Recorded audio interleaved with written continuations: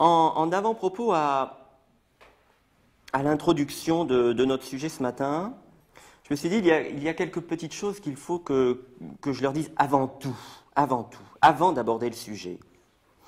D'abord, je me dis de plus en plus que lorsque nous avons une personne qui intervient et dans une foule de domaines, il ne nous faut peut-être pas venir avec une idée trop précise de ce que nous attendons, mais plutôt en nous disant quelque chose va m'être donné, va m'être proposé, il va falloir que j'essaie d'en tirer le meilleur profit.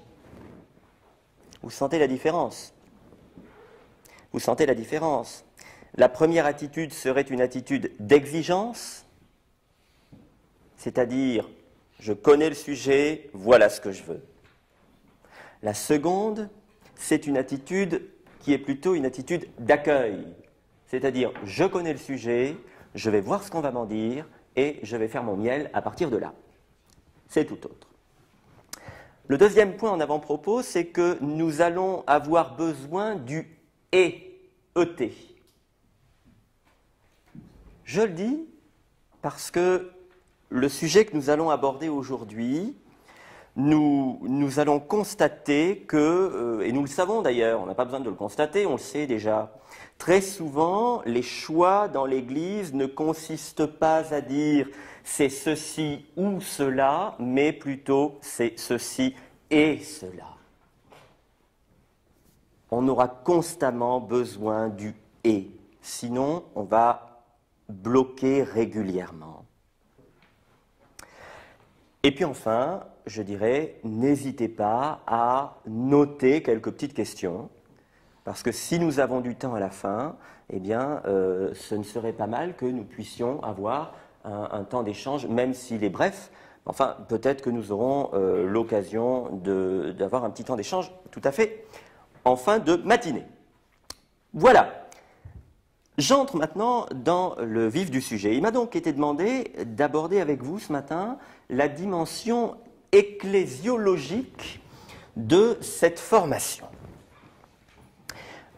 Quand j'y ai réfléchi de mon côté, je me suis dit d'abord, le terme peut paraître, au moins pour tel ou tel d'entre nous, Emmanuel faisait allusion tout à l'heure à notre diversité, le terme peut paraître, au moins pour tel ou tel d'entre nous, quelque peu barbare. Du moins, je doute que vous l'employiez tous les jours. Nous n'avons que peu d'occasions dans nos relations professionnelles, familiales, d'employer le terme d'ecclésiologie. Bon, en fait, il renvoie à ce que nous appelons fréquemment le mystère de l'Église. Alors là, déjà, nous y voyons un tout petit peu plus clair. L'Église, je peux commencer par vous dire, avec une image, l'Église, cette vieille dame extrêmement coquette, qui se refuse à vieillir, mais qui, contrairement à toutes les autres vieilles dames, y est parvenue jusqu'à aujourd'hui. Ça, c'est merveilleux. Ce qu'on appelle un miracle. Eh bien, justement, en tant que chrétiens, catholiques, nous avons cette mission toute première. Et là, je pense que vous serez tous et toutes, au moins pour le moment, d'accord avec moi.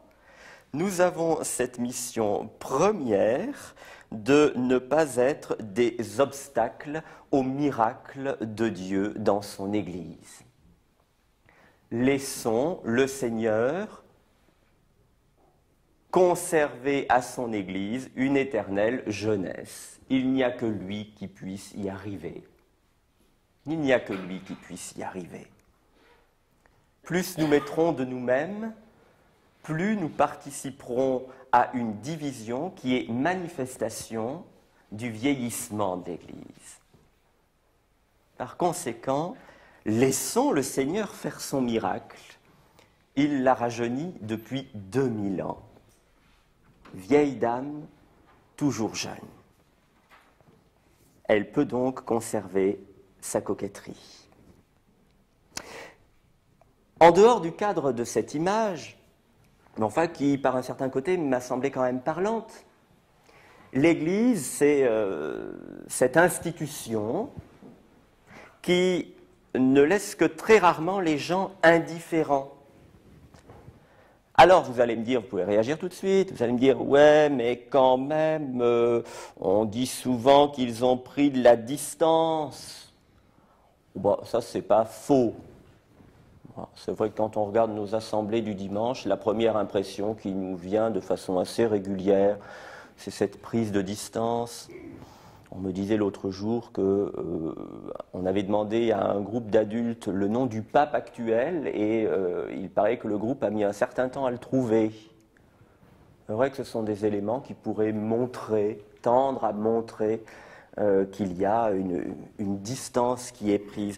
En même temps, ça ne veut pas dire que les gens n'aient pas un regard sur l'Église et qu'ils ne portent pas un jugement sur l'Église, positif ou négatif, vrai ou faux, avec un mouvement de répulsion ou au contraire de sympathie. D'ailleurs, ce jugement n'est pas directement lié au fait que l'on soit membre ou non de l'Église. Vous sentez combien c'est complexe tout ça? Vous trouverez assez facilement des chrétiens catholiques bien engagés qui ont des paroles acerbes sur l'Église. Et cela n'est d'ailleurs pas sans surprendre, voire même choquer, autant les chrétiens que ceux qui ne se reconnaissent pas membres de la communauté chrétienne.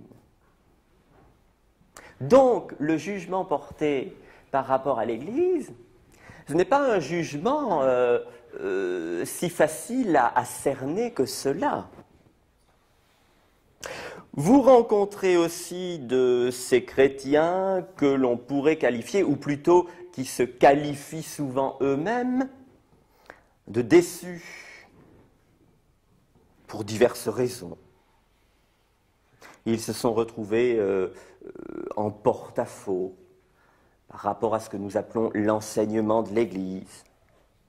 Ont parfois l'impression d'être rejetés ou en tout cas vivent un certain malaise dans la vie ecclésiale au sein de laquelle pourtant ils cherchent une place. C'est bien ça qui est embêtant. Si vous me passez cette expression ou ce jugement, parce qu'à la limite, si les choses étaient claires, mais elles ne sont pas si claires que ça. On a, vous comme moi, nous avons eu en face de nous, un jour ou l'autre, des gens qui sont de la communauté chrétienne, qui ont grandi, qui s'y sont mariés, et puis à un moment, il y a une sorte de lien qui s'abîme, et pourtant ils vont continuer à demander à l'Église, mais nous on voudrait une place quelque part. Il pourrait dire tout simplement, on n'en parle plus. Eh bien non. L'Église, ce sont aussi des personnes qui cherchent à y conserver une place, non pas dans la perspective d'un droit autoritaire, mais je crois profondément que c'est quelque chose qui est lié au sens des fidèles, qui sentent que là, il y a quelque chose du salut qui se déploie et qu'ils ne voudraient pas passer à côté. C'est cela vers quoi il nous faut tendre. Il nous faut essayer de comprendre cet angle de compréhension qui n'est pas si évident que cela. Enfin, pour ce qui nous concerne, j'imagine qu'il a dû vous arriver, parce que cela m'arrive aussi, de ne pas toujours, disons, saisir immédiatement certaines prises de position dans l'Église. J'imagine que ça vous est arrivé. à moins que vous soyez des gens absolument au clair, mais alors dans une clarté de compréhension des choses qui relèverait même plus d'une intelligence supérieure, mais qui relèverait presque d'une communion divine. Je ne pense pas que nous en soyons là. Je ne le pense pas. Donc, il nous arrive de ne pas toujours saisir de façon immédiate certains points qui nous demandent plus de réflexion, donc plus de temps. D'autres aspects relèvent plutôt de questions de personnes. Bon, oui, si je n'évoquais pas cette dimension-là, en repartant, vous diriez ça a quand même manqué. Parler de l'Église sans parler des questions de personnes. Vous savez, toutes ces tensions qui peuvent naître dans le cadre de la vie paroissiale ou diocésaine. Le curé qui ne veut rien entendre. Le responsable de service qui s'approprie sa mission, il est maître de chant à la paroisse, il a 90 ans ou plus, et il est là. Il est là. Ben oui, toutes ces petites tensions-là, ou bien encore celui que l'on a de plus en plus de mal à supporter, sans forcément d'ailleurs qu'il y ait de raison véritable. Vous savez, parfois on dit c'est physique, et même dans l'Église ça arrive, ça. Des personnes avec lesquelles ça passe moins. Pourtant, il ou elle n'a rien fait de spécial pour que ça passe moins. Il y a tout ça dans l'Église, toutes ces dimensions-là. Ce sont autant d'aspects qui relèvent de la vie de l'Église dans ce qu'elle a de plus concret. Autant d'aspects qui nous touchent. Et non seulement qui nous touchent, parce que tant que cela ne fait que nous toucher, ça veut dire que nous restons extérieurs, ça vient d'ailleurs. Si c'était que de nous toucher. Seulement, malheureusement, il faut percevoir et avoir conscience que nous en sommes aussi souvent des acteurs. Je le souligne pour nous rappeler à nous-mêmes que nous pouvons avoir nos propres difficultés, nos blocages, pour reprendre un terme actuel. Bref, j'évoque là quelques souffrances de la vie ecclésiale pour que nous ayons une conscience plus vive, s'il en est besoin, du fait que parler de l'Église dans le monde d'aujourd'hui, du XXIe siècle, apparaît à mon sens comme un véritable défi. Un défi profondément missionnaire, parce que cette Église, nous l'aimons. Vous ne seriez pas venu remplir pratiquement cette salle ce matin, on peut encore ajouter quelques chaises au fond, mais enfin, vous ne seriez pas venu remplir cette salle si vous n'aimiez pas l'Église. Nous l'aimons ensemble. Mais il est difficile aujourd'hui, probablement plus difficile que jadis, de parler de l'Église. Qu'est-ce que l'Église ? Pour faire très schématique, je répondrai une tête, le Christ, et des membres qui se laissent vivifier par lui. Parce que si on disait simplement une tête et des membres, on pourrait imaginer une église décapitée. Non. L'Église, c'est une tête et des membres qui se laissent vivifier par le Christ. Le Concile Vatican II le dit d'une manière beaucoup plus belle que moi, au chapitre 4 de la Constitution dogmatique sur l'Église, le numéro 30. Je vous le lis. Il faut que tous, par la pratique d'une charité sincère, nous grandissions de toute manière, vers celui qui est la tête, le Christ, dont le corps tout entier grâce à tous les ligaments qui le desservent, tire cohésion et unité, et par l'activité assignée à chacun de ses organes, opère sa propre croissance pour s'édifier lui-même dans la charité. C'est très fort, ça. Il y a une puissance dans cette parole du dernier concile sur l'Église dont votre silence de tout de suite manifeste la conscience. Il faut que tous, par la pratique d'une charité sincère, nous grandissions de toute manière vers celui qui est la tête. C'est le de toute manière qui nous ennuie. Parce que nous avons notre conception de l'Église. Et le de toute manière nous invite, mais c'est de l'ordre d'une invitation pressante. Ce n'est pas simplement « vous êtes invités ». Non, non.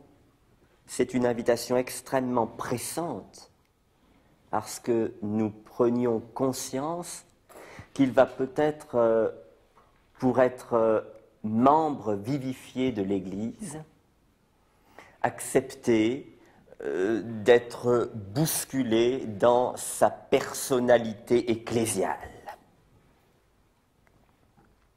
Je devance ici une petite question de votre part. Vous allez me dire, oui, alors l'Église, une tête, des membres, vous nous parlez de membres en faisant allusion à nous, c'est très très bien, mais il y en a peut-être parmi vous qui disent, et l'Église du ciel? Ce sont aussi des membres qui sont vivifiés par lui, des membres qui sont dans l'éternité de Dieu. Mais enfin, quand nous invoquons ceux et celles que nous appelons les saints, nous les nommons selon soit la mission qui leur a été assignée, soit les personnes qu'ils ont été ici-bas. Quoi qu'il en soit, ce sont des membres. Sinon, à quoi servirait-il que nous parlions des saints? À quoi servirait-il que nous les prions si nous ne pensions pas qu'ils sont des membres vivants? Vivants autrement, d'accord, mais vivants. Nous n'aurions pas chanté le « Je vous salue » à la fin de la messe tout à l'heure si nous ne croyions pas que la Vierge Marie est un membre vivant, éminent, de l'Église aujourd'hui. Elle n'est pas uniquement un membre qui a vécu il y a 2000 ans. Donc, nous les prenons aussi avec nous, tous ceux de l'Église du ciel. Cela dit, l'intervention que je fais aujourd'hui n'est pas une intervention sur ce qu'est le ciel. Donc, la parenthèse sur l'Église du ciel, elle va s'arrêter là. Cela dit, en parlant des saints, précisément, je ne pourrais pas vous parler de l'Église si je ne glissais, avant de le faire, un appel. Un appel qui est la nécessité de la conversion. Je vous le lance à chacun et à chacune, non pas en gros. Je vous le lance à chacun et à chacune, vous, membres de l'Église. Parce que nous avons besoin de la conversion, c'est-à-dire, en l'occurrence, d'un regard purifié sur l'Église. En fait, l'appel à la sainteté. C'est là que l'Église du ciel m'invite, en parlant des saints, à vous appeler vous-même à cette démarche. Car si je vous parle de l'Église, mais que vous avez tel ou tel a priori contre elle, j'entends ici a priori qui serait de l'ordre de l'amertume, de la critique négative, non constructive. Parce que, comme je l'ai déjà dit, on peut avoir des incompréhensions légitimes. Mais l'amertume, elle crée un terrain qui n'est pas favorable à l'accueil. Alors, si nous en étions là, notre partage serait dès maintenant faussé, et il serait faussé pour toute la matinée. C'est pourquoi il fallait que je casse cet appel immédiatement. Absolument. Chacun et chacune d'entre nous, nous devons entendre l'appel à la sainteté avant de réfléchir à ce qu'est l'Église. Ce ne serait d'ailleurs pas seulement ce partage qui serait faussé, ce serait notre engagement qui risquerait de l'être aussi. Un engagement vous a été demandé. Si la conception sur l'Église n'est pas enrichie d'une volonté de grandir en sainteté, attention, je ne mets pas derrière l'idée de la sainteté une impeccabilité. La sainteté est une démarche, c'est un cheminement qui a peut-être pour finalité une forme de perfection, certes, mais pour le moment, pour nous, pour vous comme pour moi, j'espère que nous avons bien conscience tous et toutes que nous en sommes à nous traîner dans le cheminement. Donc l'appel à la sainteté pour que même la mission à laquelle nous sommes appelés n'en soit pas faussée dès le départ.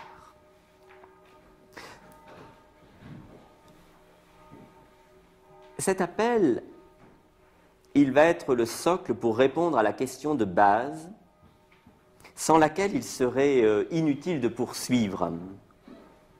Comment adhérer ensemble à la foi de l'Église? Je vous ai parlé jusque-là surtout des personnes que nous sommes. Et dans ce que je vous ai dit jusque-là, alors que cette partie introductive n'est pas encore terminée, vous vous êtes sentis concernés de façon personnelle. Seulement, nous savons que l'Église ne se suffit pas de personnes qui soient assises les unes à côté des autres. L'Église, c'est une communion de personnes.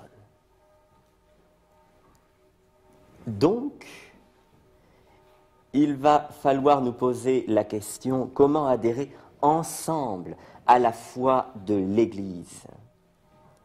Tendre vers une communion de compréhension de ce qu'est l'Église. C'est l'aspect essentiel dont vous aurez besoin là ce matin. Tendre vers une communion de compréhension.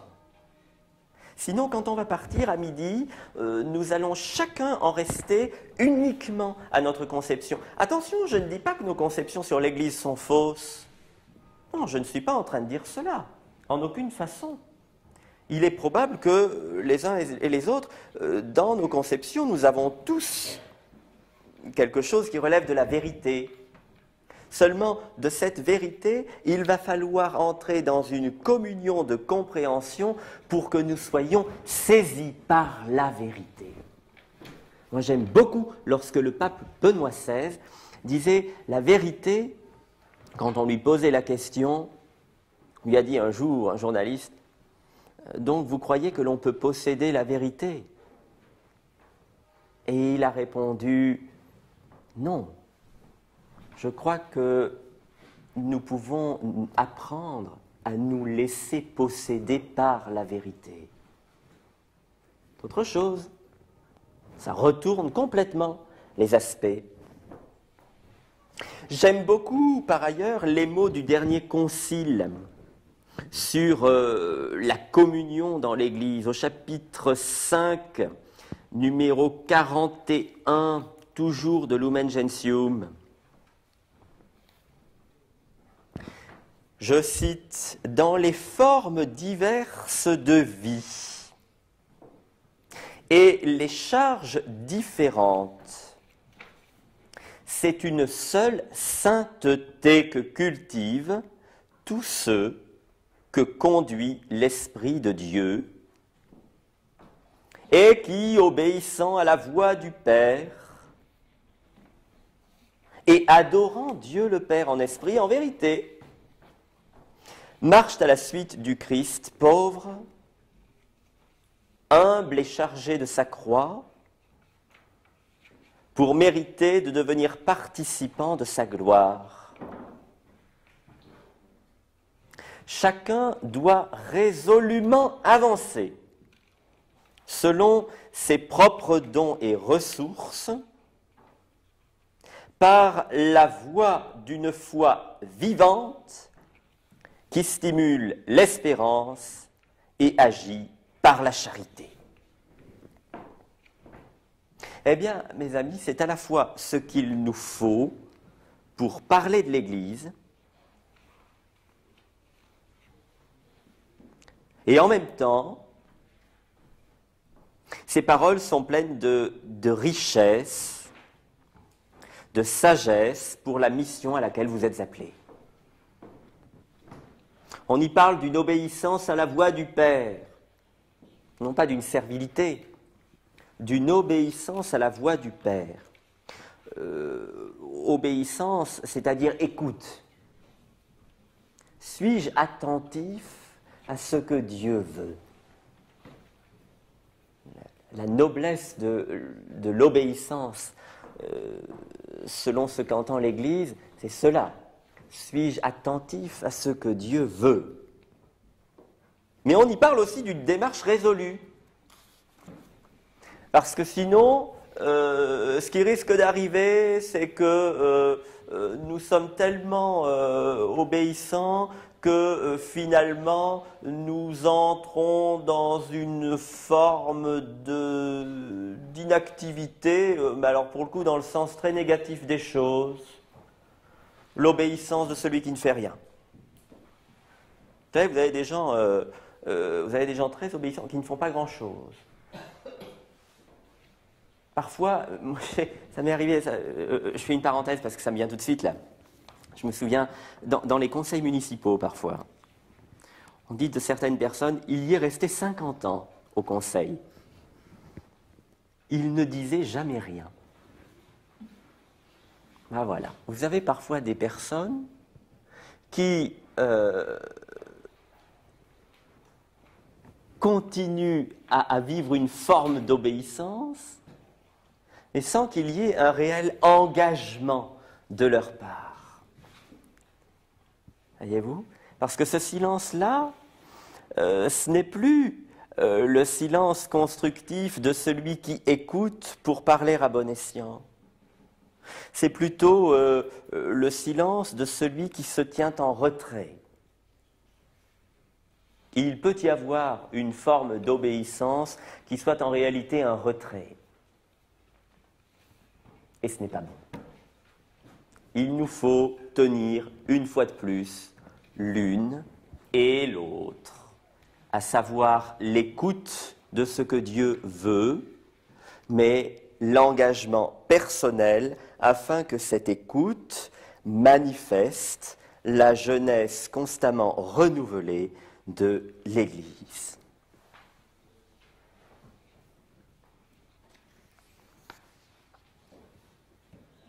C'est à ce double titre que nous sommes ici, et ces deux aspects caractérisent profondément l'attitude ecclésiale.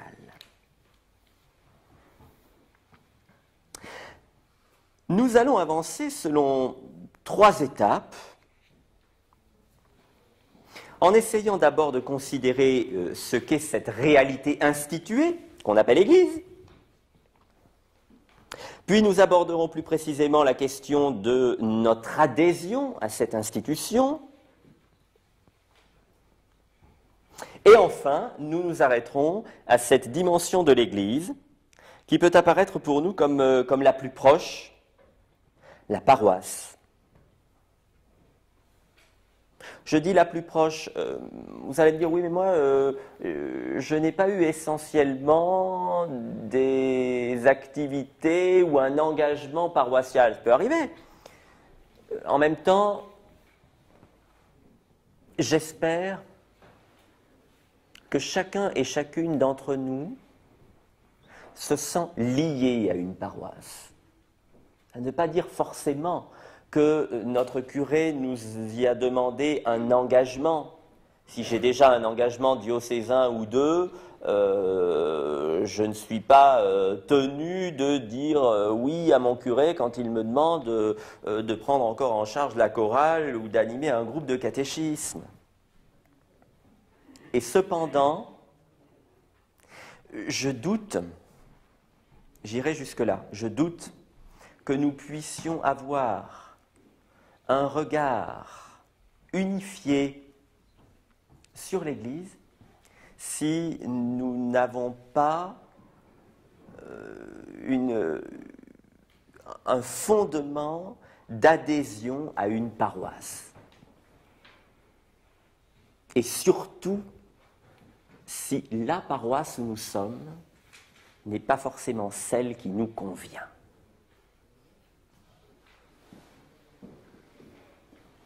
Parce que c'est très facile de dire « je suis membre de l'Église, mais je vais dans la paroisse d'à côté parce que là, ça ne me convient pas ».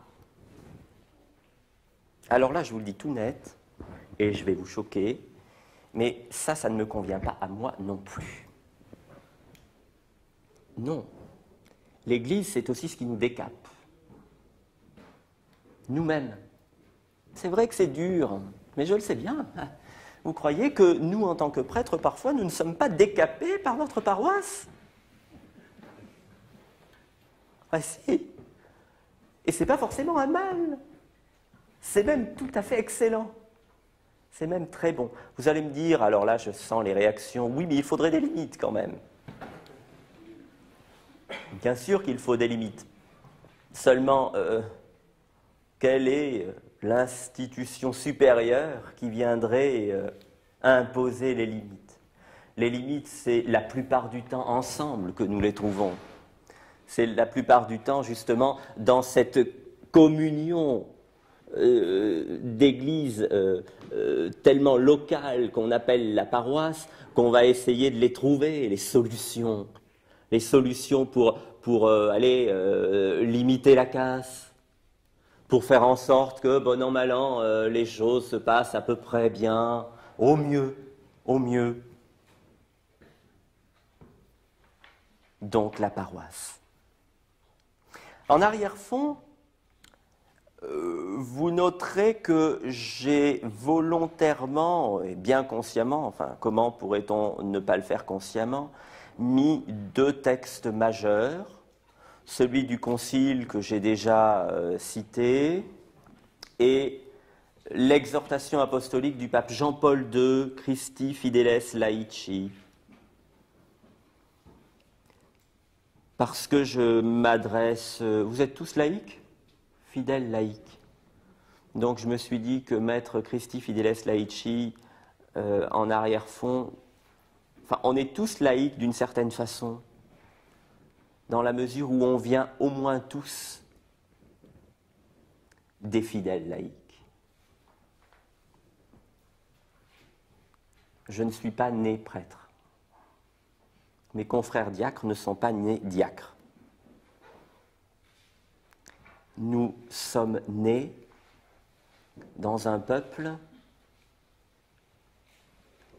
animé et vivifié par la mission précise des prêtres. Mais lorsque nous sommes nés fidèles laïcs.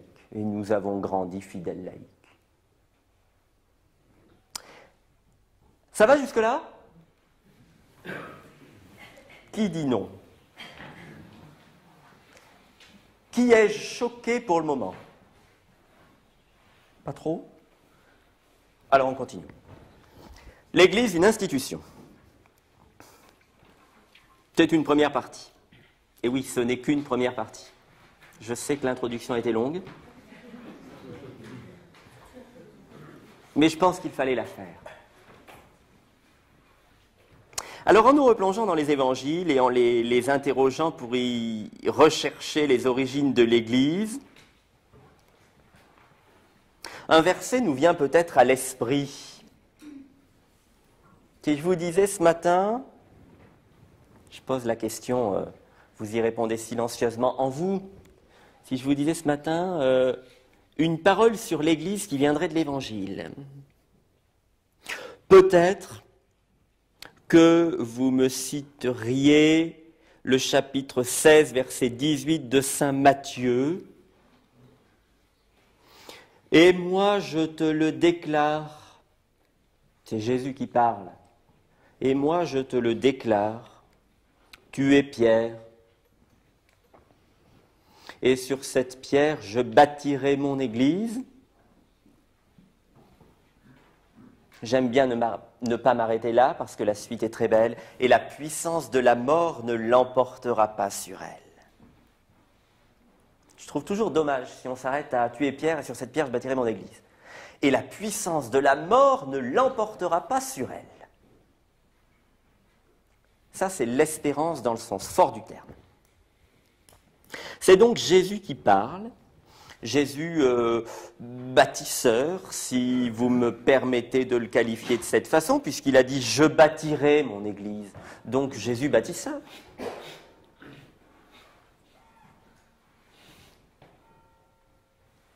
Il ne le dit d'ailleurs pas comme une vérité d'un moment, comme s'il avait dit à Pierre « je bâtis, mais ensuite tu te débrouilles ». Non. Il le dit en utilisant un futur qui signifie un présent de toujours. Tu es Pierre et sur cette pierre, je bâtirai mon église. Je ne cesserai de la bâtir. Parce que nous pourrions le comprendre autrement. Tu es Pierre aujourd'hui, demain avec toi je bâtis mon église. Après-demain, je m'en lave les mains. Non. Tu es Pierre aujourd'hui, je vais bâtir mon église avec toi, mais je la bâtirai au long des siècles avec toi. Un présent de toujours. Nous avions un signe de cela déjà dans l'Ancien Testament. Permettez-moi d'aller chercher l'Ancien Testament. Nous en avions un signe, souvenez-vous, lorsque le roi David, dans le 2e livre de Samuel au chapitre 7, non pas si mes souvenirs sont bons, mais si mes notes sont justes, avait le très beau et très noble projet de construire un temple pour l'arche de Dieu.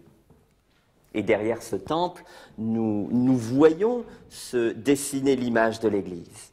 Que lui avait répondu le Seigneur par l'intermédiaire du prophète Nathan. Vous vous en souvenez?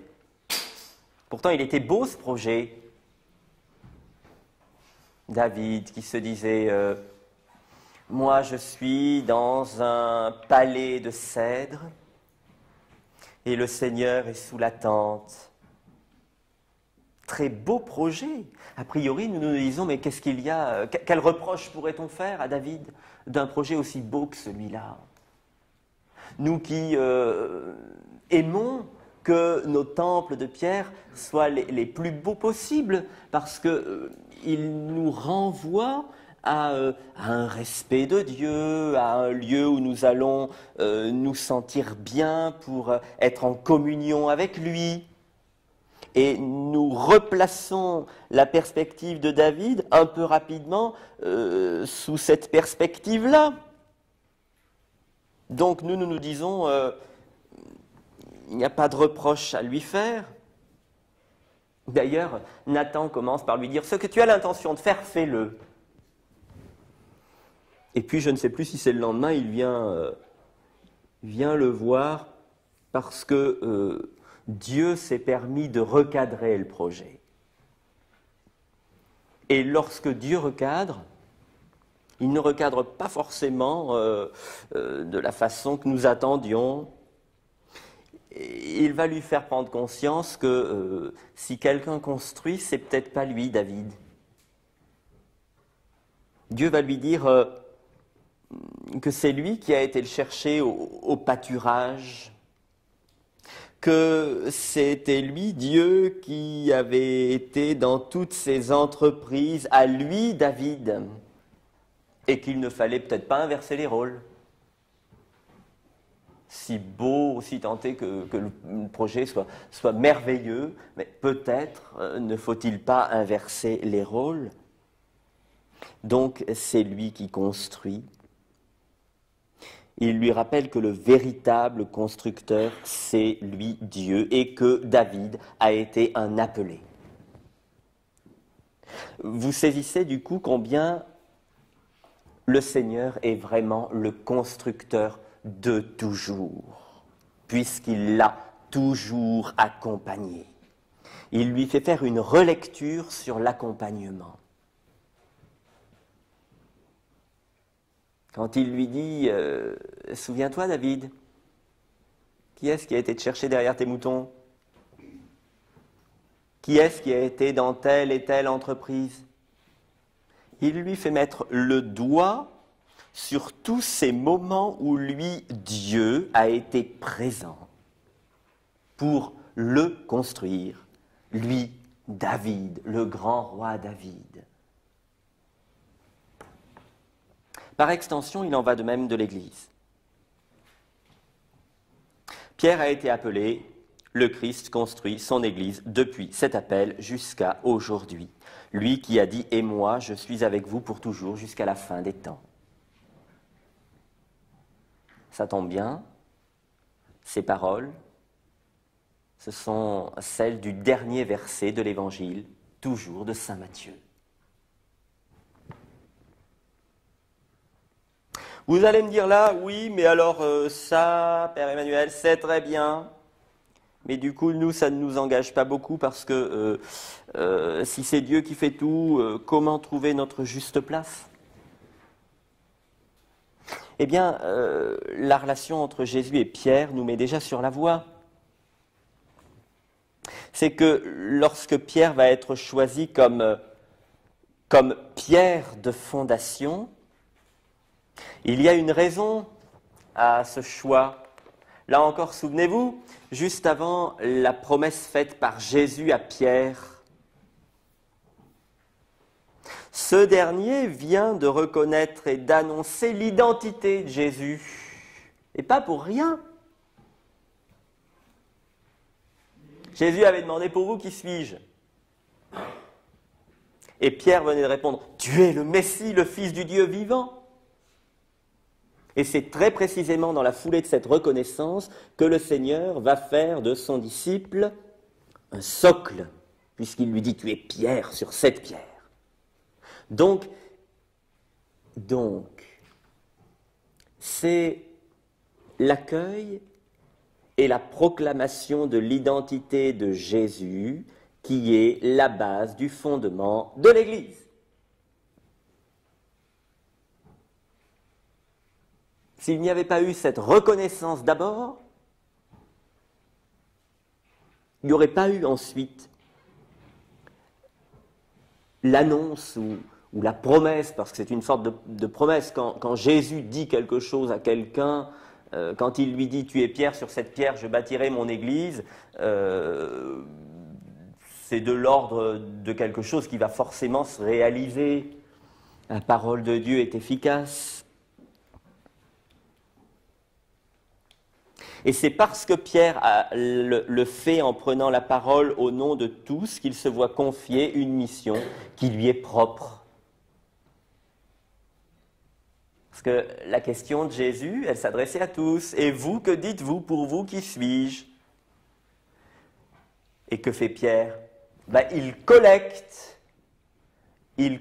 la réponse de tous, si l'on peut dire, et il en fait la proclamation de la foi de tous les disciples.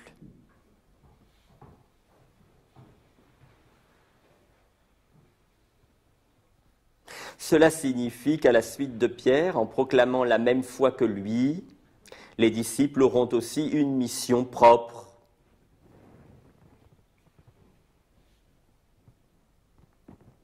De là le fait que nous qualifions le pape de successeur de Pierre et les évêques de successeurs des apôtres.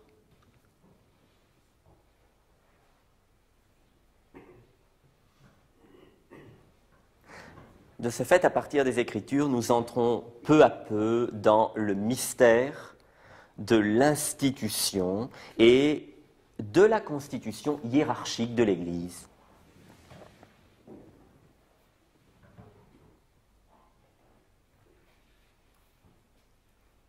Qui dit évêque dit diocèse. La formation que vous suivez est proposée par notre diocèse, qui a donc normalement à sa tête, en la personne de son évêque, un pasteur,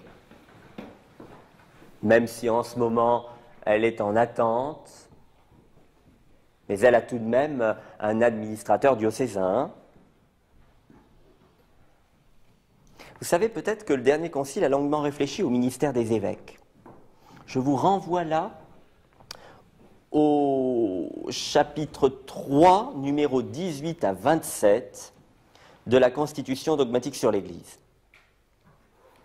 Je voudrais simplement, brièvement, m'arrêter avec vous au numéro 24.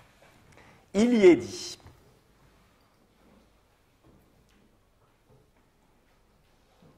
les évêques, étant successeurs des apôtres, reçoivent du Seigneur, à qui tout pouvoir a été donné au ciel et sur la terre, la mission d'enseigner toutes les nations et de prêcher l'Évangile à toute créature, afin que tous les hommes, par la foi, le baptême et l'accomplissement des commandements, obtiennent le salut. Et de poursuivre quelques lignes plus loin, cette charge confiée par le Seigneur au pasteur de son peuple est un véritable service. Nous n'envisageons pas toujours, ça c'est une parenthèse, nous n'envisageons pas toujours la dimension hiérarchique de l'Église sous l'angle du service. Et pourtant, le Concile insiste, puisqu'il continue, il met 2 points après véritable service. Dans la Sainte Écriture, il est appelé expressément diaconia ou ministère. Qu'est-ce que c'est ce service de la hiérarchie de l'Église? C'est le service de la communion, en fait. C'est-à-dire le service le plus grand qui soit, le service de la communion entre nous. Parce que sinon, ça partirait dans tous les sens, tout simplement. Vous voyez bien, imaginez qu'il n'y ait pas un pasteur dans les diocèses, un pasteur. Imaginez que du jour au lendemain, on vous dise, bah, il n'y a plus d'évêque, vous vous débrouillez tout seul. Vous verriez la pagaille. C'est là qu'on prend conscience que malgré nos difficultés, parfois nos reproches, tous les grincements que vous voudrez, eh bien, malgré tout, là, on se dit, il y a le service de la communion. Quelque chose de très mystérieux, au fond, mais qui relève du service de la communion. Vous sentez de ce fait combien Vatican II tend à nous faire prendre conscience de l'équilibre du ministère épiscopal. Un ministère qui se déploie dans 3 dimensions majeures, vous le savez. Du coup, je les cite, mais je ne vais pas m'y étendre longtemps. La fonction d'enseignement. L'évêque est celui de qui on attend toujours une parole qui est claire. Celle de sanctification, et il célèbre. Et enfin, celle de gouvernement. Parce que dès qu'il y a un problème un petit peu majeur quelque part dans le diocèse, qu'est-ce qu'on va faire? On va demander qu'est-ce qu'en pense l'évêque. Il faut bien qu'il puisse gouverner le diocèse, qu'il ait une capacité de recul, de sagesse. C'est la juste mise en œuvre des 3 qui peut être qualifiée de service par l'Église elle-même.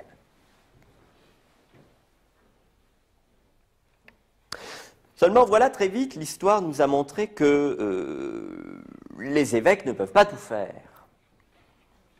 Tant que l'Église était constituée de petites communautés, les choses pouvaient passer. Mais avec les siècles, nous avons pris conscience, l'Église a pris conscience en faisant un retour sur elle-même et dans sa vie ecclésiale, que l'évêque ne pouvait pas tout faire. D'où ces collaborateurs des évêques qu'on appelle les prêtres. Oh, je cite le numéro 28 rapidement. Tout en n'ayant pas la charge suprême du pontificat et tout en dépendant des évêques dans l'exercice de leur pouvoir, les prêtres leur sont cependant unis dans la dignité sacerdotale. C'est ce qui fait, vous savez, que lorsque l'évêque s'adresse aux prêtres, il va les appeler mes frères prêtres. Voilà, unis dans la dignité sacerdotale. Et par la vertu du sacrement de l'ordre, à l'image du Christ prêtre suprême et éternel, ils sont consacrés pour prêcher l'Évangile, pour être les pasteurs des fidèles, et pour célébrer le culte divin en vrais prêtres du Nouveau Testament. C'est en général ce qu'ils essaient de faire, de façon très différente les uns des autres. Est-ce que nous savons regarder? Moi, je suis souvent, vous savez, lorsque je suis avec mes confrères prêtres et que je rentre chez moi le soir, je suis souvent émerveillé de ce que je vois, de leurs efforts de communion. Alors vous allez me dire, pourtant, parfois, qu'est-ce qu'on entend, ou qu'est-ce qu'on voit, ou tout ce que vous voudrez. Mais je ne sais pas si nous avons conscience combien cette fidélité de nos prêtres est belle. Ça, pour moi, c'est quelque chose de très beau par rapport à mes confrères. Je vous le dis, parce que c'est quelque chose à quoi nous devons être profondément sensibles. Ces prêtres qui sont là présents, qui essaient d'être à votre service, du mieux qu'ils le peuvent, malgré leur foutu caractère, malgré le fait que vous ne partagez pas leurs idées toujours. Pourtant, ils ne vous font pas de défaut. C'est ça qui est beau. C'est la fidélité, ça. C'est ce qu'on appelle la fidélité. Ils ne partent pas en claquant la porte de la paroisse. Imaginez qu'un matin, à la messe, il n'y ait plus personne et qu'on vous dise le curé, il est parti.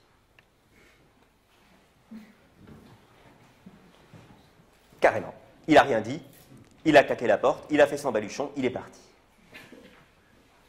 Ah non, en général, ça n'arrive pas. Et là, il y a quelque chose qui est quand même très beau. Je ne suis pas en train de me passer du vernis, hein. Non, vous comprenez bien que ce n'est pas de cet ordre. Mais il y a quand même là quelque chose de beau. Parce que moi-même, je ne partage pas toujours les idées de mes confrères prêtres. Non. Sinon, justement, je serais dans un dialogue qui serait faux. Mais là, il y a quelque chose du mystère du prêtre.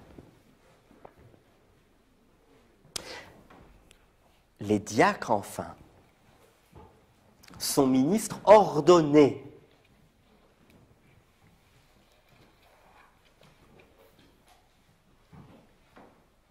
Je cite à nouveau le Concile.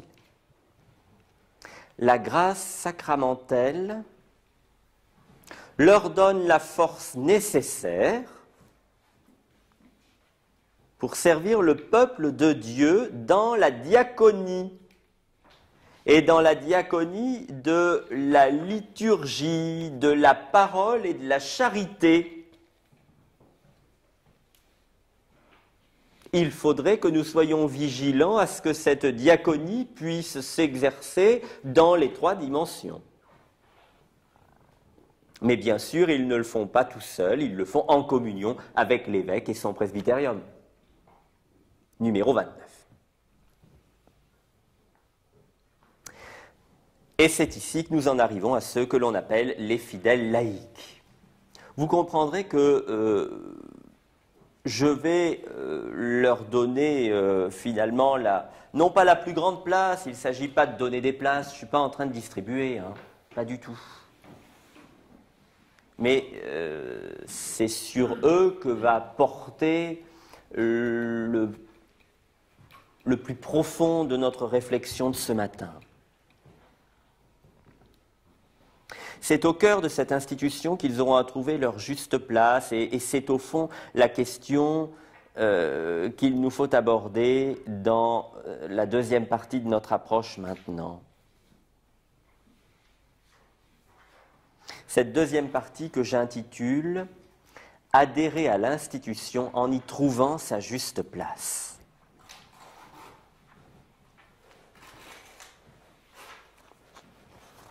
On fait la deuxième partie avant la pause,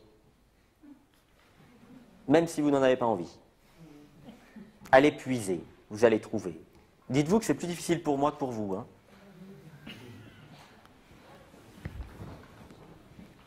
Donc, cela ne vous a pas échappé, notre relation à l'Église n'est pas toujours des plus simples. Je le disais tout à l'heure, en effet, nous pouvons... un autre aspect, oui, que je n'ai pas développé celui-là, mais l'Église, nous pouvons la regarder parfois, surtout lorsqu'on n'est pas en plein accord, comme une réalité extérieure à nous. C'est ce qui peut se passer lorsque nous disons « l'Église ». Nous employons ce terme, cette expression de deux façons. Soit lorsque nous n'accueillons pas une prise de position ecclésiale. Alors on va dire « Oh, l'Église ».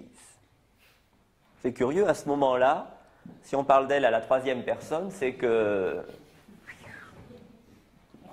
ça se met un peu en recul, hein. Ou bien au contraire, lorsque l'on voudrait absolument que la personne qui est en face de nous accueille une position, alors on va dire « Ah ben écoute, tu n'as pas le choix. C'est l'Église. » C'est pas beaucoup mieux. C'est pas beaucoup mieux parce que dans les deux cas, nous sommes toujours trop en distance. Et pourtant, en même temps, nous sommes membres de l'Église. Nous faisons justement partie d'elle. Même lorsque nous parlons d'elle à la troisième personne, nous sommes membres. D'où une difficulté qui se pose à nous. Comment résoudre cette tension qui peut toujours être cachée quelque part de façon subtile ? Or, la question est importante parce qu'elle a un impact de tout premier ordre sur le témoignage que nous donnons, je l'ai déjà laissé entendre. Nous avons donc une place dans l'Église instituée. Le risque, ce serait d'envisager cette place comme place à prendre, place à garder, ou à l'inverse, pour les trop humbles, moi, on m'a mis à la dernière place, mais alors dans le sens péjoratif du terme. C'est-à-dire on récupère ce que les autres ne veulent ou ne peuvent pas ou plus faire, vous savez.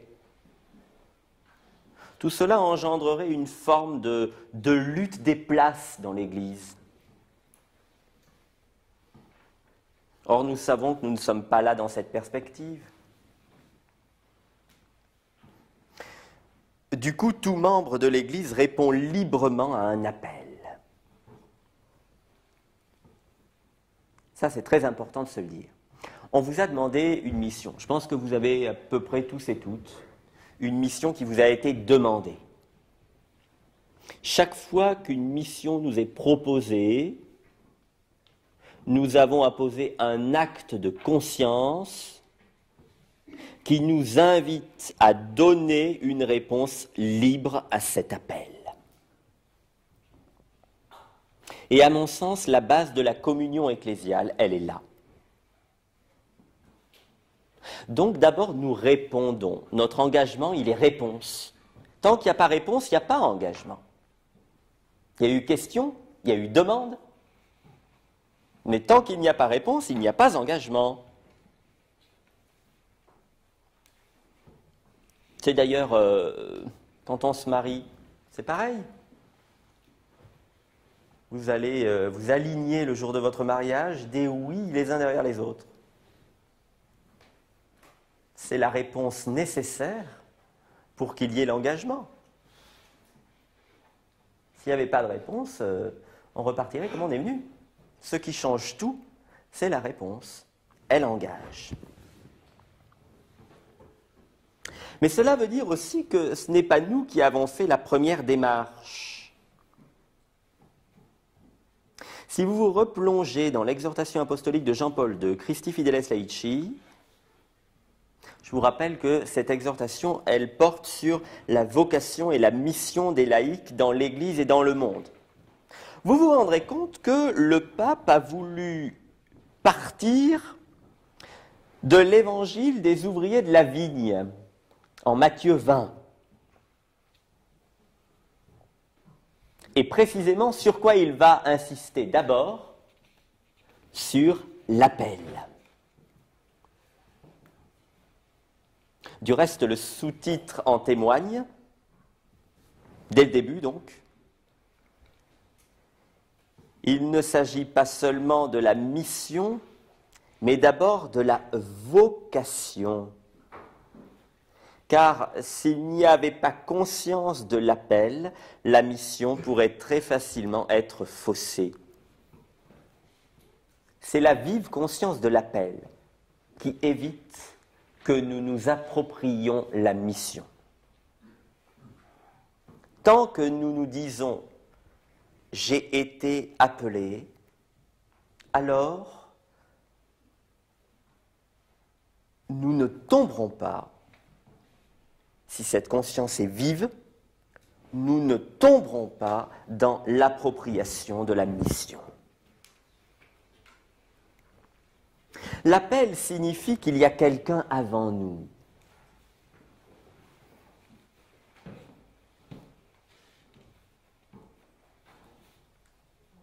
Il y a quelqu'un avant nous. Or, dès que le sujet va être exposé, eh bien, l'exhortation va insister sur ce point. Jean-Paul II le dit, les fidèles laïcs, eux aussi, sont appelés personnellement par le Seigneur, de qui ils reçoivent une mission pour l'Église et pour le monde. Mais ils sont appelés par le Seigneur. Et ils reçoivent leur mission. C'est le numéro 2. Cet appel, donc adressé par le Seigneur dans son Église, il est personnel. Et c'est à ce titre qu'il nous responsabilise.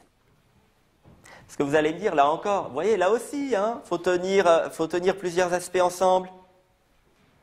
Vous allez me dire, oui, mais alors, il y a quelqu'un avant moi, je suis appelé, j'en ai conscience. Comment m'engager justement? Ce qui va me permettre de m'engager de façon juste, c'est la prise de conscience du fait que cet appel est personnel, parce que alors il me responsabilise.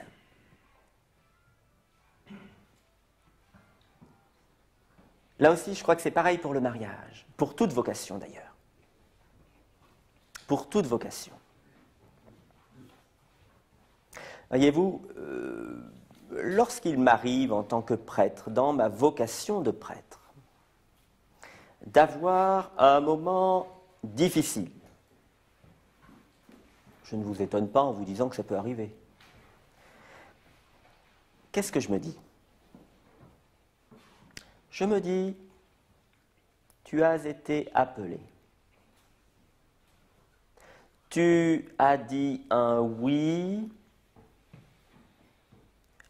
au cœur duquel tu n'étais contraint en rien. Liberté de l'engagement. Mais précisément, en donnant ce oui dont tu savais qu'il était un fondement qui engageait un futur, tu peux t'appuyer encore aujourd'hui sur lui, justement parce qu'il était libre. S'il avait été contraint, il n'aurait pas eu la valeur d'engagement qui me responsabiliserait pour l'aujourd'hui. C'est dans la mesure où il est libre qu'il peut me responsabiliser dans le temps. Donc, la responsabilité. L'appel vient de l'Église tête et il nous le situe dans l'Église corps. Si nous n'avions pas répondu personnellement, nous pourrions toujours fuir la responsabilité. Et le Christ, en tant que vigne, donne donc vie et fécondité au sarment que nous sommes. Vous allez me dire, mais oui, alors d'accord, ça c'est dans la Bible, c'est un fondement biblique et puis une réflexion théologique. Mais par quels moyens cela se fait-il, cette fécondité que le Christ donne au sarment de la vigne? Par le fait de notre baptême. Je laisse encore la parole à Jean-Paul II. Numéro 11. Il y affirme, c'est l'Esprit Saint qui fait que les baptisés sont fils ou filles de Dieu et en même temps membres du corps du Christ. Et il poursuit au numéro 14, la participation des laïcs à la triple fonction de Jésus, prêtre, prophète et roi, trouve d'abord sa racine dans l'onction du baptême. C'est-à-dire que par notre baptême, voyez-vous, c'est là qu'on prend conscience que le baptême n'est pas simplement une réalité sacramentelle, mais qu'il ouvre la vie baptismale. Il ouvre les portes de la vie baptismale. Quand il y aura l'onction et la parole, prêtre, prophète et roi, eh bien, nous comprenons que le baptême fait de nous des hommes et des femmes qui vont pouvoir s'offrir. Le prêtre, c'est bien cela. Des hommes et des femmes qui allons pouvoir annoncer. Le prophète, c'est bien cela. Des hommes et des femmes qui allons pouvoir servir. Le roi, c'est cela. Et ce n'est pas simplement de l'ordre d'une réalité sacramentelle ou intellectuelle. C'est de l'ordre de la vie baptismale en accomplissement. Notre véritable place en tant que membre du corps du Christ va se décliner selon ces trois dimensions. Or, ce sont elles qui manifestent au plus près tant la vitalité que la communion de l'Église. La vitalité parce que sans ces trois dimensions accueillies et vécues, notre baptême risque de dormir. Très bien, il y aura eu le baptême et j'attends la fin parce qu'on m'a appris que mon baptême était le sacrement du salut. Entre les deux, un blanc.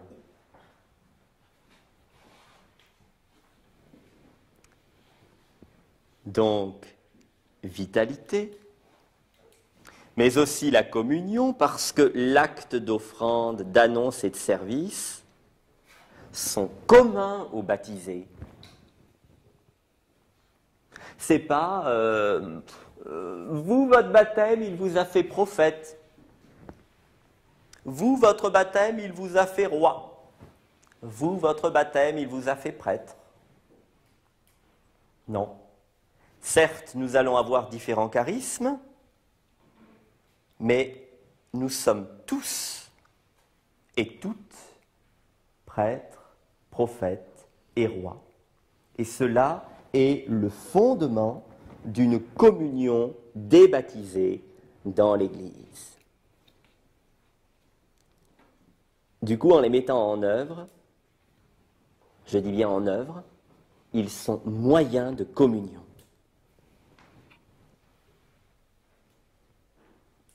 S'ils sont moyens, ils n'en sont pas la source. Celui qui opère la communion, c'est l'Esprit Saint. Et c'est parce qu'elle peut prendre une réalité relationnelle qu'elle devient un don. Un don qui nous est fait à nous. Le numéro 20 le dit de façon beaucoup plus claire que moi, je le cite.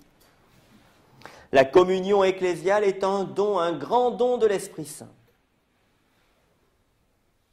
Et de poursuivre, les fidèles sont invités à le recevoir avec reconnaissance. Avec reconnaissance. Et en même temps à vivre avec un grand sentiment de responsabilité. Cela se réalise concrètement par leur participation à la vie et à la mission de l'Église, au service de qui les fidèles laïcs mettent leur ministère et leur charisme variés et complémentaires.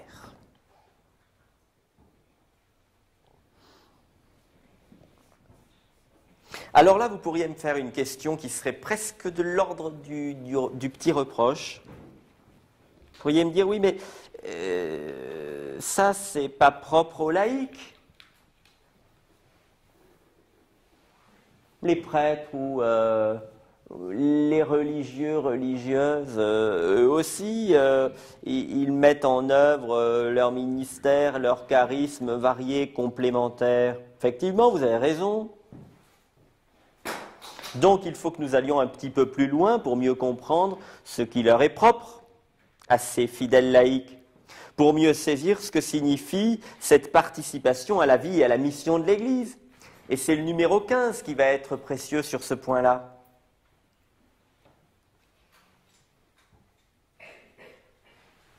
En nous disant, la dignité baptismale commune revêt chez le fidèle laïc une modalité qui le distingue, sans toutefois l'en séparer. Ça, ce sont les nuances précieuses dans le langage ecclésial. Le distingue sans toutefois l'en séparer du prêtre, du religieux, de la religieuse. Le Concile Vatican II a indiqué que cette modalité se trouve dans le caractère séculier. Cette modalité se trouve dans le caractère séculier. Cela signifie que le siècle est le lieu où l'appel de Dieu leur est adressé selon un mode qui leur est propre. Un mode qui vous est propre, dans la mesure où ils sont engagés dans tous les divers devoirs et travaux du monde, dans les conditions ordinaires de la vie familiale et sociale.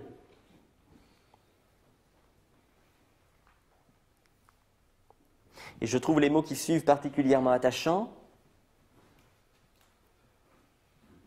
Le monde est le milieu et le moyen de la vocation chrétienne des fidèles laïcs. Là, nous avons une profondeur, une perle, qu'à mon sens, nous n'avons pas encore suffisamment accueillie. Le monde est le milieu et le moyen de la vocation chrétienne des fidèles laïcs. Qu'il en soit le milieu, c'est de l'ordre de l'évidence. Vous vivez dans le monde. D'ailleurs, moi aussi. Mais il est le moyen. Ça, nous y pensons moins. Et dans la réflexion de l'éternelle jeunesse de l'Église, c'est à mon sens un point sur lequel nous allons petit à petit réfléchir davantage. Qu'est-ce que cela signifie profondément? Que le monde soit moyen de la vocation chrétienne des fidèles laïcs. Alors, pour faire rapidement et schématique une fois de plus, milieu parce qu'ils y sont engagés, moyen parce que c'est par lui qu'ils peuvent répondre à cette vocation. Un moyen, c'est ce par quoi nous faisons quelque chose. Si on vous dit tu es en train de piocher ton jardin, le moyen, ce sera justement la pioche que vous utilisez. Eh bien, si on nous dit que le monde est un moyen pour la vocation des fidèles laïcs, ça veut dire que c'est par lui que cette vocation, elle peut se réaliser.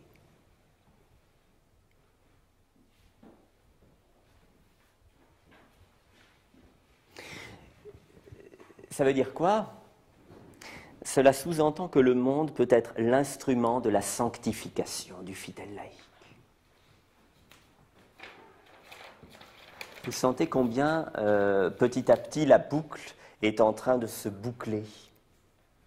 J'ai commencé tout à l'heure par un appel à la sainteté. Je suis en train de vous dire que le monde peut être l'instrument de la sanctification.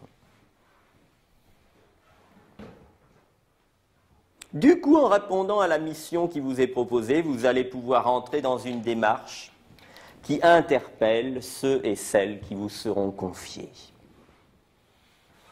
et qui va contribuer à votre sanctification, à n'en pas douter. Ça vous fait peur? Ah, il peut exister deux genres de peur dans ce cas-là. La peur de ne pas être à la hauteur, la crainte de notre incompétence. C'est là qu'il faut se raccrocher à l'appel. Hein. Si le Père vous appelle, on le chante régulièrement, bien si le Père vous appelle, il ne vous abandonne pas. Faites tout ce qu'il vous dira. Puis à l'autre bout, il peut y avoir la peur de l'orgueil, au contraire. C'est-à-dire la peur de celui ou de celle qui se dit « Suis-je donc quelqu'un pour que me soit confiée cette merveilleuse mission ?» Une mission ne nous est pas confiée parce que nous sommes quelqu'un. On aurait pu choisir quelqu'un d'autre. Le Seigneur aurait pu choisir quelqu'un d'autre. Il pourrait toujours faire autrement, en fait. Ça nous met à notre place. Disons-nous régulièrement qu'il pourrait toujours faire autrement. Lorsque nous avons tendance à nous mettre sur la pointe des pieds, ça va nous faire redescendre. À coup sûr. Il peut toujours faire autrement. Mais il est vrai, en revanche, que cette mission peut répondre à un charisme particulier et que l'on peut, dans certains cas, tirer quelques suffisances des charismes. Écoutons ce qui nous est dit au numéro 24 de l'exhortation toujours. Extraordinaire ou simple et humble, les charismes sont des grâces de l'Esprit Saint qui ont directement ou indirectement une utilité ecclésiale, ordonnés qu'ils sont à l'édification de l'Église, au bien des hommes et aux besoins du monde. Ils sont à accueillir avec reconnaissance par celui qui les reçoit, mais aussi par tous les membres de l'Église.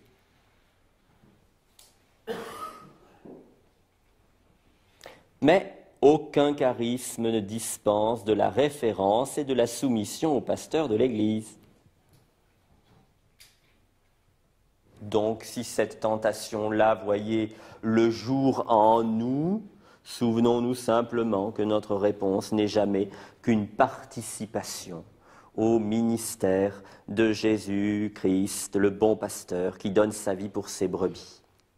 Le serviteur humble, comme le dit si bien le numéro 21. Merveilleux ça de se dire, voyez-vous, qu'on participe à la mission du Christ bon pasteur. Même vous. Même vous. Participez à la mission du Christ bon pasteur. Oh, qu'est-ce que c'est beau ça!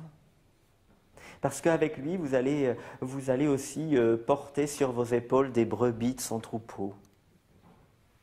Ce titre-là, c'est pas faux, il n'y a pas que les prêtres qui portent les brebis, ce serait trop lourd.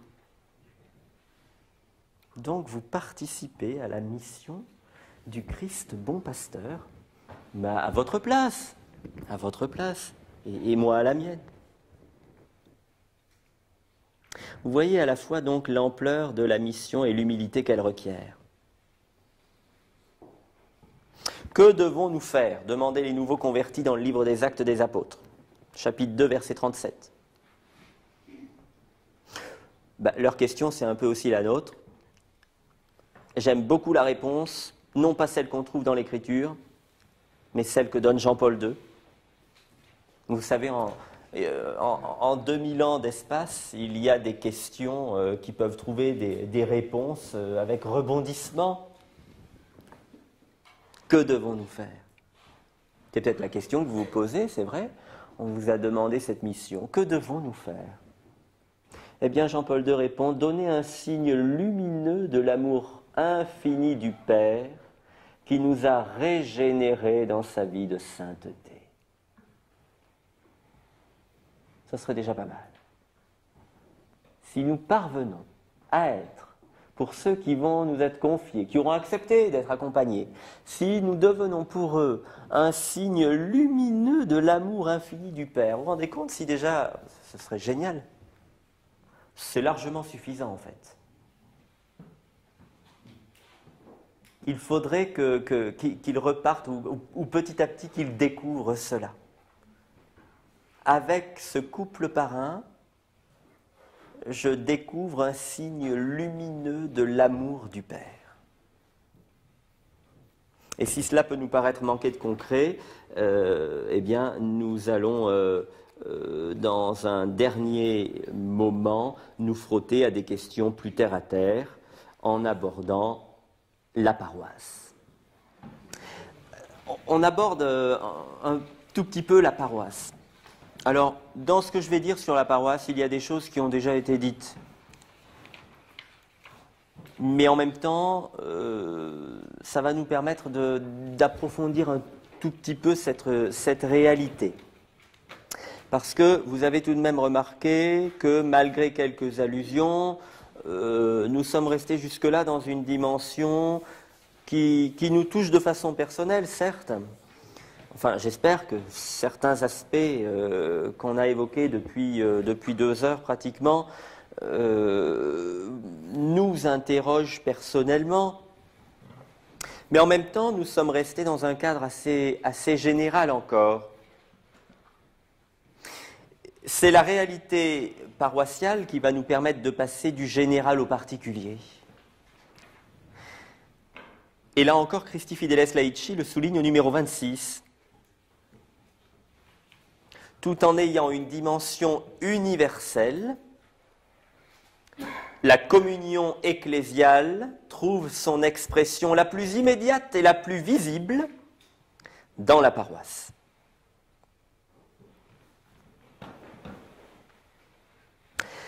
Chrétiens engagés que nous sommes, la paroisse est à la fois pour nous un lieu d'épanouissement, j'espère qu'elle l'est. Faites en sorte qu'elle le soit. Quelle joie lorsque nous constatons tel ou tel fruit d'une mission qui nous est confiée. Mais elle est aussi un terrain de tension. En un mot, c'est la paroisse qui nous place le plus souvent face au concret le plus direct de la vie ecclésiale. Elle est à la fois un des lieux où la communion ecclésiale est visible, je dirais presque même palpable, et en même temps, l'un des premiers lieux où nous pouvons percevoir et même faire l'expérience du fait que cette communion peut être très vite mise à mal par nos agissements, nos paroles, nos réactions, et même sur un plan plus spirituel, mais ce n'est pas parce qu'il est plus spirituel qu'il est de moindre importance, nos pensées. La paroisse, nous pouvons la définir comme une structure organisée. Elle est constituée par des ministres ordonnés et par les autres chrétiens, sous la responsabilité d'un curé,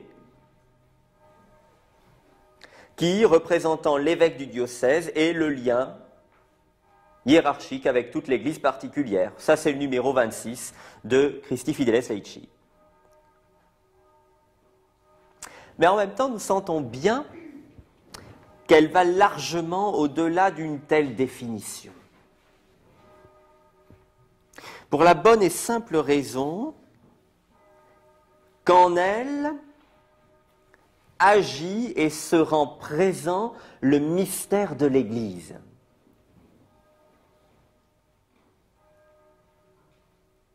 De là le fait que la paroisse ne peut pas se réduire à une structure ou à un territoire. Bien sûr qu'elle est l'une et l'autre, nous sommes d'accord. Mais ce qui est prioritaire en elle, c'est l'élément humain dans sa relation à l'autre et au Père par le Christ. Nous ne pouvons pas nous contenter de définir la paroisse sous un angle structurel ou territorial. Du coup, la définition que nous avons donnée est juste, mais elle a un côté théorique. Ce qui va vivifier dans toutes ces dimensions, ce qui va donner de la consistance à la réalité paroissiale, c'est l'humain dans sa relation avec l'autre et avec Dieu.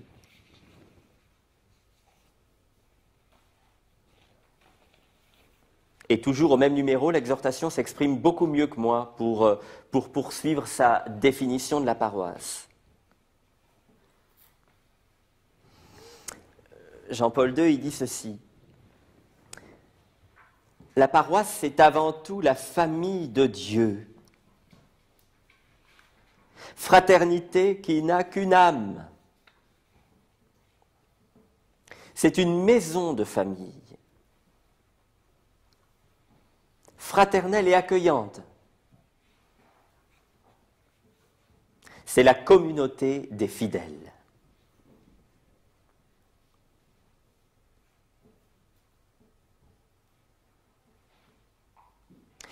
Il dira aussi qu'elle est communauté eucharistique. Qu'est-ce que ça veut dire? Ça veut dire que la paroisse doit être apte à célébrer l'Eucharistie. Et de ce fait, doit se renouveler, se laisser renouveler constamment.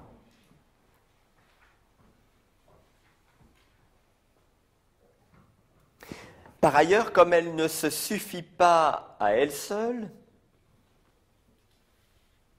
elle est comme enrichie par la variété des dimensions ecclésiales. C'est très important et très délicat, ça. Vous savez, les mouvements, par exemple. Les mouvements chrétiens. Ils doivent être en lien avec la réalité paroissiale, de même que la réalité paroissiale doit être sensible aux mouvements qui vivent, qui existent en son sein. Cela ne veut pas dire que les uns vont annuler l'autre, ou inversement. Il ne s'agit pas d'être dans un grand tout, mais d'une conscience de la place de chacun.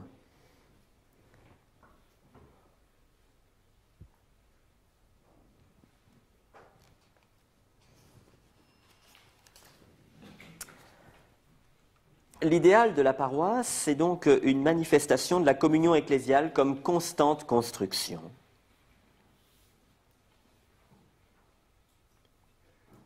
Et en elle, tout va se jouer dans le rapport entre la personne et la communauté.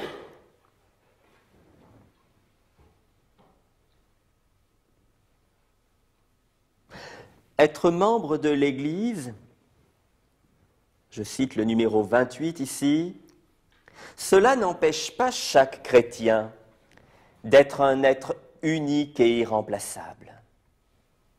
Tout au contraire, cela donne son sens le plus profond à l'unicité irremplaçable de chacun en tant que celle-ci est source de diversité et de richesse pour l'Église entière.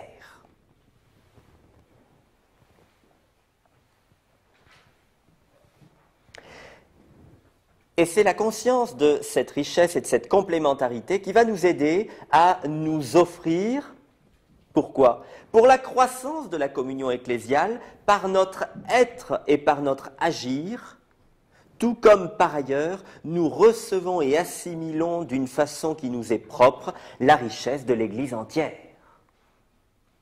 Donc,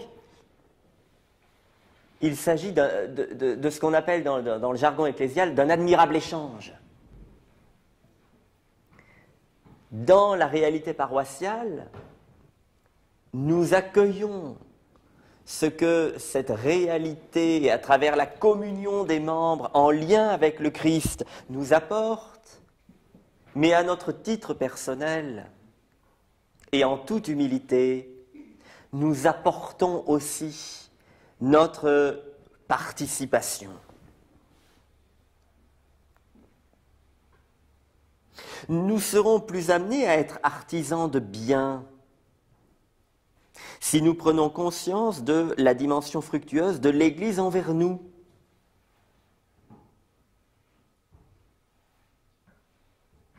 Et cela dans le ministère et le charisme particulier de chacun.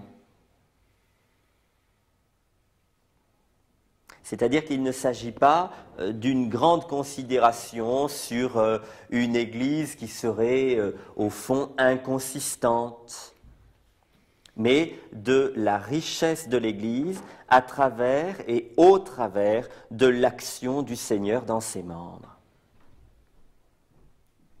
Cette conscience, elle constitue le dynamisme essentiel de notre forme personnelle de participation. Parce qu'au fond, c'est elle qui nourrit notre élan missionnaire. Comme cause seconde, hein, parce que la cause première de l'élan missionnaire, c'est toujours le Seigneur. Mais comme cause seconde.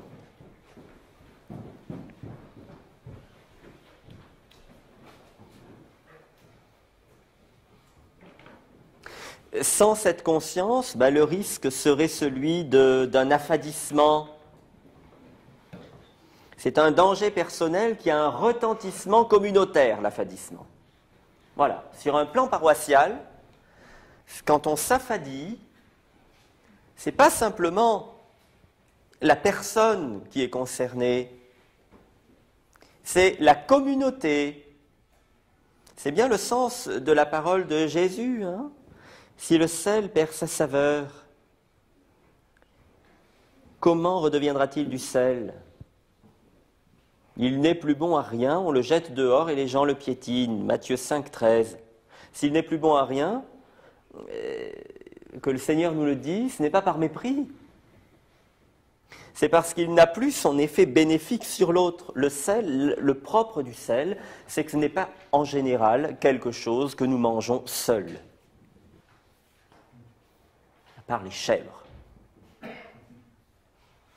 Mais le sel, c'est quelque chose qui est là pour assaisonner. Du coup, quand le Seigneur nous dit que nous avons à être le sel de la terre, il nous le dit dans notre relation à l'autre. Imaginez ce que cela sous-entend par rapport à la vie paroissiale.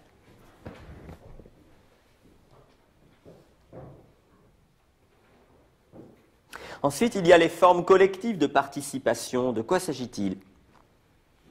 Eh bien, de ce que le numéro 29 appelle l'action en commun des fidèles laïcs, c'est-à-dire une action solidaire menée dans une participation responsable à la vie et à la mission de l'Église. Action solidaire. Non pas solidaire dans le sens restreint du terme, mais solidaire dans le sens d'attention à une charité grandissante, donc à la construction de la communauté. C'est bien sûr vrai pour ce qu'on appelle les associations de fidèles, mais c'est aussi ce vers quoi nous devons tendre dans nos relations paroissiales et plus largement encore dans toute vie pastorale. Alors ici, d'autres dangers vont apparaître, concrètement parlant, d'ordre plutôt très relationnel. Relation entre fidèles, relation avec le prêtre. Les mots de l'exhortation ici sont très clairs. Être responsable du don de la communion signifie avant tout être engagé à vaincre toute tentation de division et d'opposition qui menace la vie et l'engagement apostolique des chrétiens. Alors là, mes amis, il y a du boulot. S'engager à vaincre toute tentation. Ce n'est pas simplement s'engager à vaincre la division. S'engager à vaincre toute tentation de division et d'opposition. Ça veut dire qu'il faut aller chercher la racine vraiment en profondeur. Dès qu'il y aura la tentation qui est là.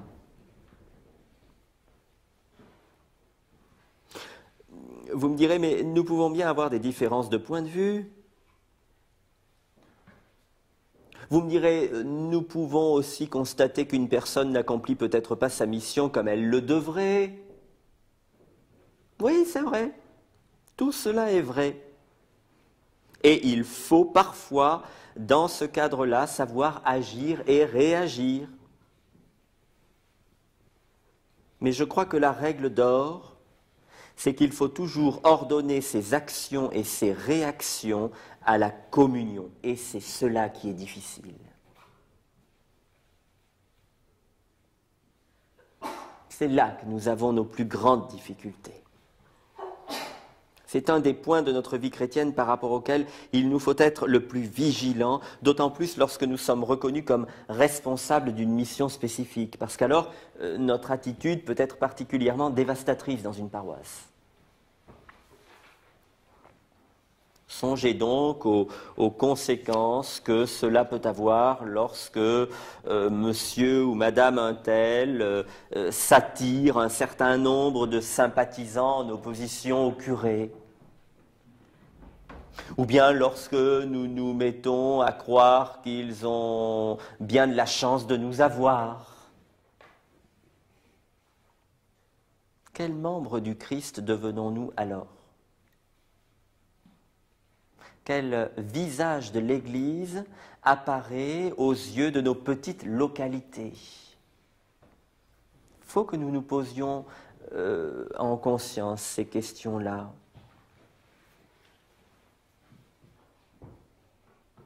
Nous ne pouvons pas nous contenter, quand il y a des divisions, que nous les constatons, de dire trop vite que nous n'en sommes pas responsables.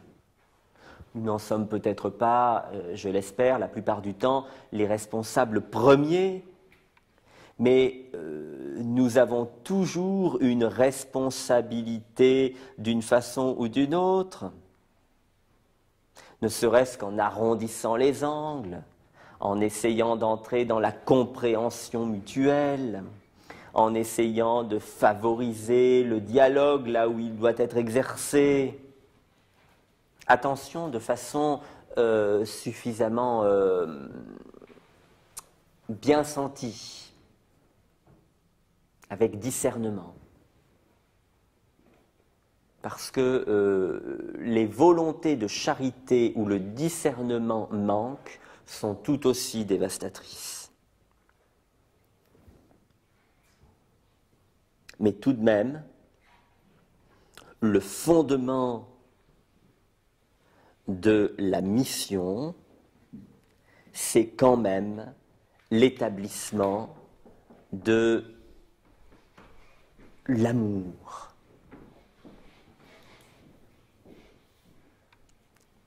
Et c'est là que cette fameuse hymne de saint Paul aux Corinthiens, que les jeunes couples aiment tellement choisir dans le cadre de leur célébration de mariage, peut prendre toute sa place. Nous devrions relire l'hymne à la charité et vérifier comment nous la mettons en œuvre dans nos communautés paroissiales. La charité prend patience. Elle ne se gonfle pas d'orgueil. Elle ne jalouse pas, ne se vante pas, ne fait rien d'inconvenant. Si nous pouvions reprendre de temps à autre, de façon paroissiale, avec des groupes en paroisse, ce texte, avec la question comment, de façon personnelle et communautaire, essayons-nous de vivre l'hymne à la charité. Ah, ce serait décapant, hein. Je peux vous dire que là, c'est un des meilleurs décapants qui soit. Je conclus. Au moment de conclure et de ressaisir nos idées, je voudrais repartir avec vous de la prière qui conclut l'office des vêpres du mercredi de la 4e semaine. Vous ne la connaissez pas, c'est pas grave. Pourquoi conclure à partir d'une prière ?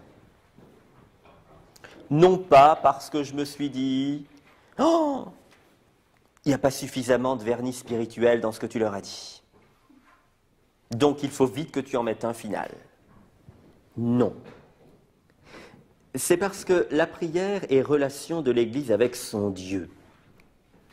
Par conséquent, l'Église puise en elle l'essentiel de son action, puisque c'est avant nous le Seigneur qui agit dans son Église. Et plus particulièrement, les membres de l'Église trouveront là le sens de ce qu'ils font.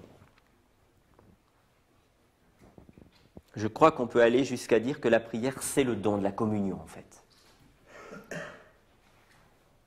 C'est par elle que vous grandirez en communion. Pas forcément toujours de façon consciente. Et c'est là qu'on pourrait pousser le trait assez loin. Mais en réalité, d'une façon ou d'une autre, c'est toujours par elle que la communion grandit. Alors écoutons ce que nous dit cette prière-là.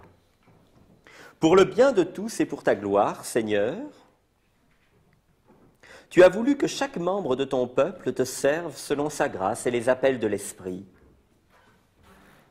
Accorde à chacun de trouver sa fonction dans l'Église en vue de constituer avec ses frères le corps de Jésus-Christ. La communion entre nous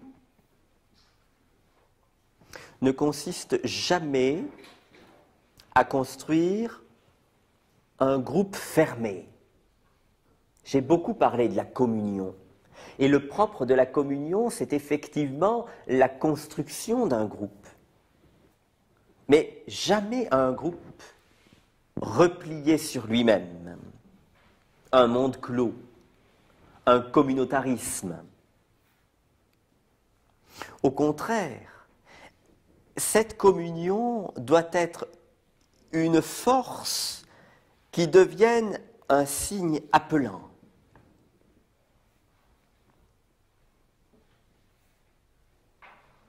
Les mots qui concluent le numéro 31 de Christi Fideles Laici en témoignent de façon tout à fait limpide.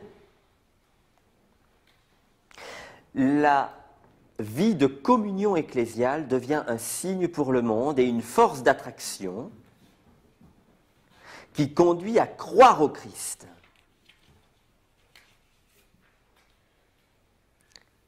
Et de poursuivre, de cette manière, la communion s'ouvre à la mission. Elle se fait elle-même mission. Vous sentez toute la différence qu'il y a entre un groupe qui recherche la communion pour être un signe, et donc éventuellement pour qu'aussi il puisse être rejoint, et un groupe qui ne rechercherait une forme de communion que pour lui-même.